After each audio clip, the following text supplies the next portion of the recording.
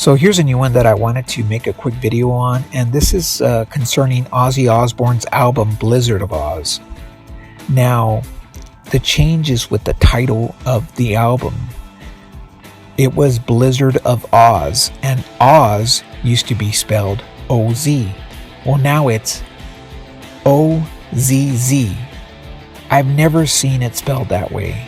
I wanted to make a quick video because this change is ridiculous, and I have a different memory of that title of that album. And I recently made my video called Ozzy and the British Flag Mandela Effect, and in that video I showed how the British flag used to look like, and the residue is on his ring.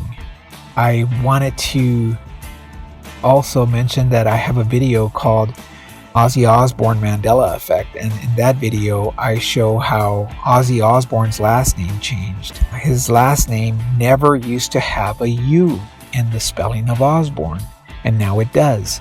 I'll provide a link for that video in the description below, so if you want to check that out. But anyway, this is a crazy change. Doesn't make sense. What's next? Wizard of Oz will have 2 Z's in Oz, and it'll always be like that, and people are going to be like, oh yeah, Oz always had 2 Z's. I don't think so.